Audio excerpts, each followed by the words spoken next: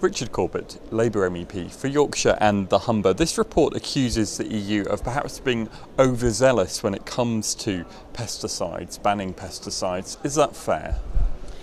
I think it's slightly unfair because here the EU acted on the basis of advice from the Environmental Agency and from the Food Safety Agency, both of which raised concerns. And we should also remember that when the EU acts, it's not some sort of funny thing in Brussels that imposes things on member states. This is member states coming together, deliberating together and trying to reach a joint decision. Nonetheless, there is this principle which is fundamental and often quoted in EU circles, which is that the precautionary principle, they call it. So, in other words, that action should be taken as a precaution for damage, perhaps in this case to the environment. Is that the right way of looking at things when it comes to pesticides, when the industry is saying the impact is less food production in places like Yorkshire and jobs are being lost? You've got to get the right balance between the real risks and the potential damage to industry.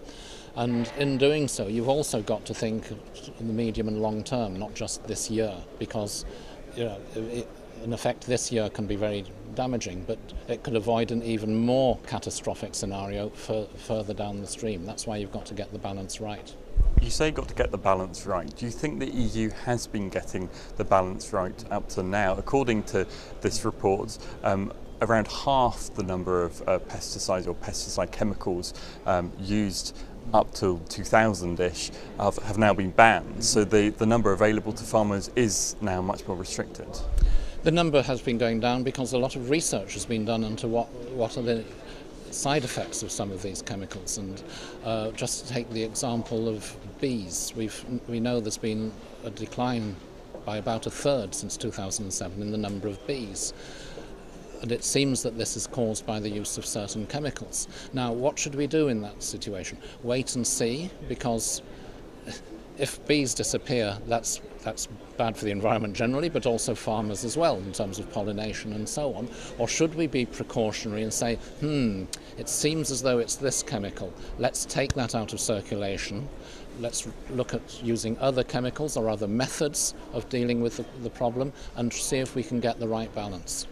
Nonetheless, if the pattern continues of the EU banning pesticides in the way that it has done up till now, according to this report, and it was commissioned by the National Farmers Union, they say the likes of peas and carrots, the staple of things grown in a market garden areas like Yorkshire, will be lost. They won't be able to commercially be grown anymore in places like Yorkshire, and the knock-on effect on the jobs and local industry. Are you prepared to risk that for the sake of the environment?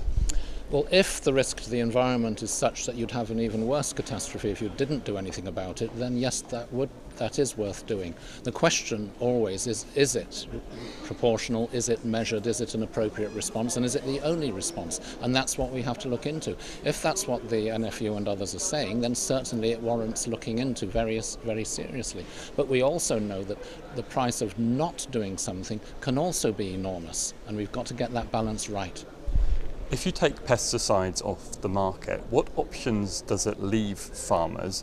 And do you think they're exploring those other options as sufficiently as they perhaps could be?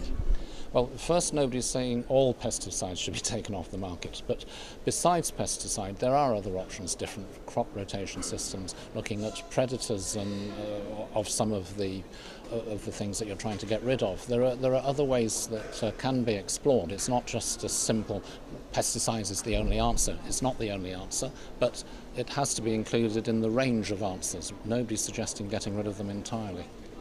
In other words, do you feel that the EU is going about things the right way? This report paints a very bleak picture for the future of farming in regions like Yorkshire. Do you accept their concerns? I think it's legitimate that farmers express their concerns, and they should do so. That's part of the process of debate. We need to look at the scientific evidence, the concerns of farmers, the concerns of consumers, and try and get the right balance. It's essential.